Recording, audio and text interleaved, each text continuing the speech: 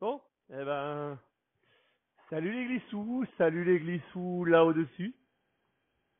On se retrouve sur les tantôt.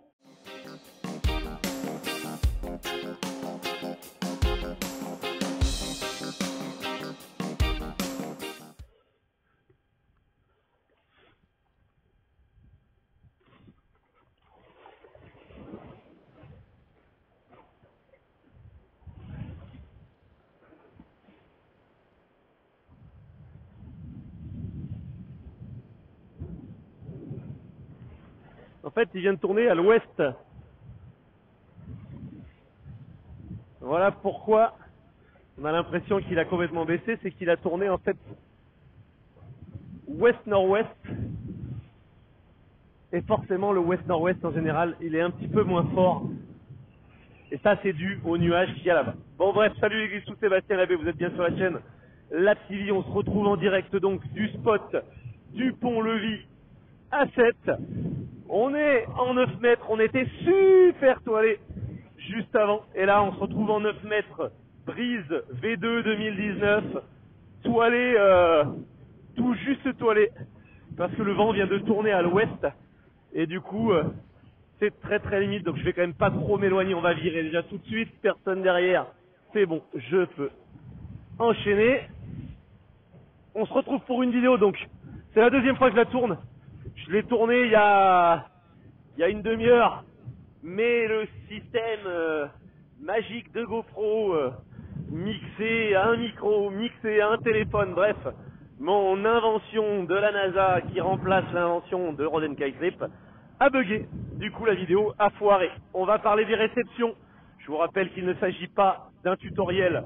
Des tutoriels sur le sujet arriveront. Là, il s'agit simplement d'un vlog embarqué. Sauf que j'utilise ces vlogs embarqués pour parler quand même technique avec vous, un petit peu didactique du sport, un petit peu technique, quoi, voir comment ce sport fonctionne, qu'est-ce qui marche, qu'est-ce qui ne marche pas, quels sont les détails de chaque chose. Bref, nous allons donc, j'espère que la caméra est à peu près bien réglée pour que vous voyez quand même quelque chose. Nous allons donc parler des réceptions de sauts et établir ensemble une sorte de listing des choses importantes sur la réception de saut. Donc, première chose, par rapport aux allures. Donc, pour ceux qui ne maîtrisent pas tout ce qui est allure kitesurf, allure de navigation, je vous invite à regarder la vidéo des allures de la playlist Apprendre le kitesurf. Pour ce qui est des allures, donc l'allure, la bonne allure de réception sur un saut, c'est une allure légèrement abattue. On ne réceptionne pas un saut au près, ni au travers, même si une réception au travers fonctionne, mais une bonne réception, une réception qui va se faire douce, une réception qui va être smooth, comme on dit pour les anglophones, eh bien c'est une réception qui va se faire légèrement abattue. Donc la première chose que vous allez penser quand vous allez vouloir abattre, quand vous êtes en l'air, c'est vous dire, alors comment est-ce que j'abats? Où est le travers, où est la remontée au vent et où est l'abattu? Bien entendu, quand vous sautez, en fait, vous êtes sur une allure complètement travers. Enfin, une allure, si on peut parler d'allure. Mais en tout cas, votre position dans l'espace, votre position dans l'air, elle est totalement au travers au vent. Vous êtes à la perpendiculaire au vent, donc vous êtes au travers au vent. Donc, pour pouvoir atterrir, amérir en abattant légèrement, il va simplement falloir tendre votre jambe avant pour pouvoir aller chercher une allure abattue. D'où on en revient aux vidéos dont je vous avais parlé récemment, là, les vidéos sur le saut, comment être équilibré dans un saut, comment être équilibré dans un front loop, où je vous disais qu'il y avait tout un jeu d'entrechat à faire avec les jambes, qu'il ne fallait pas rester groupé pour pouvoir replaquer proprement un saut et pour éviter les déséquilibres. Et bien là, effectivement, quand on parle de réception, on va penser à ce jeu de jambes, et pour aller chercher l'allure abattue à la réception, ou légèrement abattue, eh bien, il va falloir tendre sa jambe avant plus que sa jambe arrière pour pouvoir abattre. Ensuite, si on doit parler de coordination entre la réception et l'aile. Pendant la phase montante, vous êtes avec l'aile très légèrement en dehors, très légèrement dans la demi-fenêtre opposée à votre sens de déplacement. C'est-à-dire que là, je vais sur la droite, je vais sauter, et bien je vais avoir mon aile pendant la phase ascendante très légèrement à gauche, très légèrement dans la demi-fenêtre de gauche. Arrivé au sommet de l'aile, je vais ramener mon aile au sommet de l'aile. Au sommet du saut, je vais ramener mon aile au zénith pour pouvoir planer, équilibrer mon saut. Et dans la redescente, quand je vois que je vais amérir, quand je vois que je m'approche de la surface de l'eau, là je vais relancer. Alors attendez, on va retourner parce qu'il y a un petit peu de vent qui se relève, je ne voudrais pas finir en bas de l'étang. On va relancer son aile dans le sens de déplacement pour du coup reprendre de la vitesse horizontale, de la vitesse de déplacement, ce qui va permettre de rendre l'atterrissage beaucoup plus doux et qui va éviter les effets catapultes. Alors vous allez me dire, les effets catapultes, mais de quoi parles-tu? De quoi s'agit-il? Eh bien c'est très simple.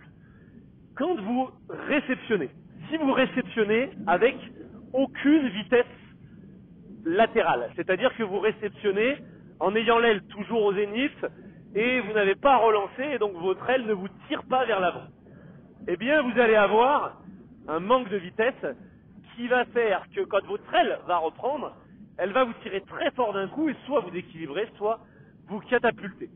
Alors que si vous avez abattu, que vous relancez votre aile, le fait d'abattre va créer une légère, très légère, attention, ça ne va pas se détendre complètement, mais vos lignes vont se détendre légèrement. Et qu'est-ce que ça va avoir pour effet de détendre légèrement les lignes? Ça va donner tout simplement énormément de confort, l'aile va beaucoup moins tirer, vu qu'on est abattu, on n'est pas en résistance à l'aile, et donc on ne va pas prendre d'à-coup et on ne va pas se faire éjecter par son kite qui va repartir. Donc on va être sur une réception en douceur, smooth comme je disais tout à l'heure, puisque les lignes vont se retendre tranquillement, créer de la puissance tranquillement, le temps que vous vous réorganisiez corporellement parlant, gainage, etc. pour réceptionner. Ce que je vous propose, c'est qu'on le mette en appli. Je vais baisser encore un peu plus la caméra en espérant que vous voyez à peu près la planche. Et donc on va faire un premier petit saut, zone d'impulsion. C'est parti, je fais mon saut, ça monte, je passe, je tends ma jambe, je relance. Et là, vous voyez ce moment-là, il est tout doux. Il est tout doux. Alors je le referai avec la vue sur l'aile. D'ailleurs, je vais vous faire tout de suite avec la vue un peu plus sur l'aile, vu qu'on a la vue de caméra embarquée. Donc on va aller chercher une zone avec quand même un peu de vent, une petite rafale. Je cherche ma zone d'impulsion. Hop, je monte, j'équilibre, j'abats et je réceptionne tout en douceur. Là, c'est vraiment, vous déposez le paquet, enfin le paquet, façon de parler, ça pourrait être mal interprété, vous déposez en douceur le rider à la surface de l'eau. On refait, là, grosse impulse, ça monte, je renvoie mon aile zénith, je renvoie, je tends, j'abats, et vous avez vu, la réception, elle est ultra douce. Alors après, vous allez me dire, ouais, mais est-ce que c'est la même chose en fonction des ailes? Il doit y avoir des différences. Moi, j'ai une aile beau, moi, j'ai une aile hybride, moi, j'ai tout ça. Voilà. Alors effectivement, dans la technique de saut et donc dans l'amérissage, il peut y avoir quelques différences. Les différences, maintenant, je dirais qu'il y en a deux principales. Soit vous ridez avec une aile qu'on va appeler une aile beau. Donc c'est des ailes assez plates, type les Cabrina, des choses comme ça. Donc des ailes qui sont très puissantes en barre. Ça, cette aile-là, pour sauter, il n'y a pas besoin déjà d'envoyer son kite dans la demi-fenêtre opposée. On a juste besoin de passer par le zénith. On plane avec l'aile au zénith et on relance dans la demi-fenêtre une fois qu'on veut réceptionner. Avec les ailes dites C-shape, dites hybrides, dites delta C-shape comme les F1, et bien là, on peut se permettre dans la phase ascensionnelle d'aller chercher légèrement, comme je disais dans la demi-fenêtre opposée, de repasser par le zénith à l'apogée du saut, pour enfin relancer son kite au moment où on abat. Donc là, on vient de le voir, bon, c'était un peu loin. La réception n'était pas super de notre ami là-bas. Alors, on va s'en refaire une petite tournée. Je vous rappelle vraiment, je vous l'ai dit, pour tout ce qui est tuto, c'est dans les playlists Apprendre le kitesurf, kitesurf progression, que vous trouvez de vrais tutos. Là, il s'agit juste d'un vlog embarqué. Donc oui, vous ne verrez pas tous les détails. Oui, je ne peux pas filmer l'aile, etc. Ça sera dans les tutos. Allez, on est reparti, on va refaire. Donc on va bien s'appliquer. Je vous passe la vue. Je vais vous passer cette caméra en vue sur l'aile et la caméra embarquée qui permettra de voir la réception. Alors, on prend de la vitesse, on cale son aile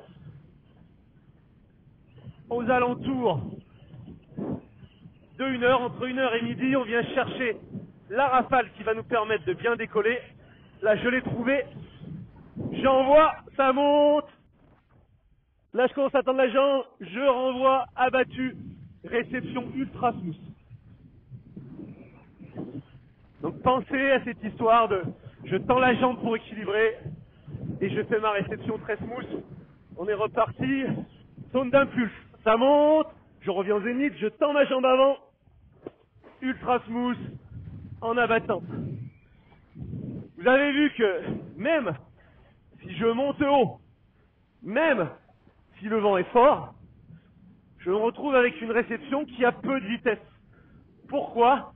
Parce que j'ai bien abattu, j'ai détendu mes lignes, et ça m'a permis en fait, au moment où je replaque, d'avoir juste un peu de vitesse pour continuer à avancer, mais pas trop de vitesse et surtout pas trop de tension dans les lignes pour ne pas me faire embarquer trop fort vers l'avant. Ce qui peut arriver, ce qui peut être embêtant, c'est de ne pas abattre, retomber au travers et d'envoyer fort son aile. Je ne le ferai pas pour vous faire la démonstration par l'essai-erreur, parce que l'eau est fraîche et qu'on est sur la fin de journée et que je préfère rester sec, vous m'en excuserez, mais voilà, retomber au travers et envoyer son aile dans la demi-fenêtre opposée égale déséquilibre garanti. Je vais vous remettre là, vous serez peut-être quand même un petit peu mieux. Donc vraiment, on pense à abattre et à tendre sa jambe avant. On va s'en refaire 1 ou 2 pour le plaisir en essayant de monter haut, puisque vous vous doutez bien que plus on monte haut, plus le timing est difficile à avoir. Et c'est pour ça que je vous décompose, moi, très clairement dans mes explications, le saut en 3 phases. Et c'est ces 3 phases qui doivent vous permettre de vous repérer. La première phase, c'est la phase de montée. Donc là, on est fléchi, on commence à équilibrer le saut, l'aile est légèrement de l'autre côté. Vous avez la phase d'apogée, où c'est là où votre changement d'appui, vous allez tendre la jambe avant, plier la jambe arrière se fait. Et puis la phase de descente, d'amérissage, et le moment où on va amérir. Donc là, on est parti, on va essayer de monter un petit peu. Alors le vent ayant changé, j'ai le clapot de travers pour prendre les impulses. C'est pas forcément facile.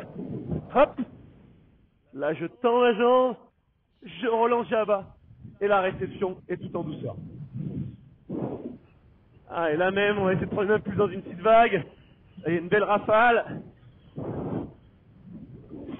Hop. Donc là, j'ai raté mon crantage. Je relance bien, j'abat et je renvoie. Donc là, j'ai renvoyé un petit peu tôt. Si j'avais pas été abattu, je me serais fait arracher par mon aile à la réception. Grosse rafale.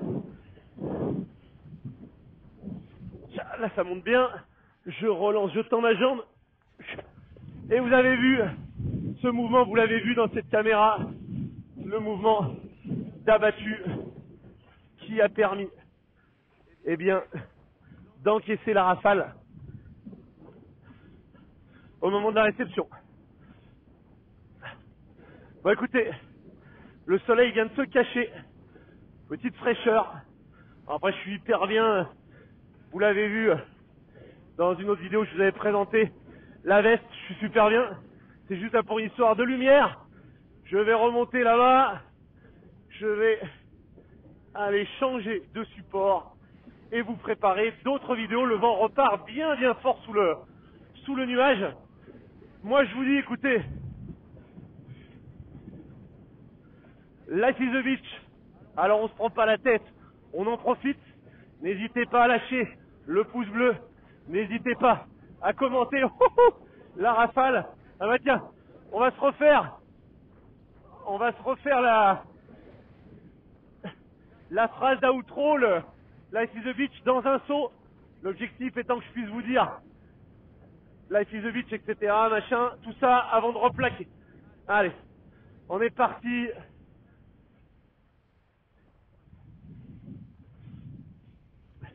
Allez, il faut que ça passe, il faut que je monte un petit peu pour le temps de le dire.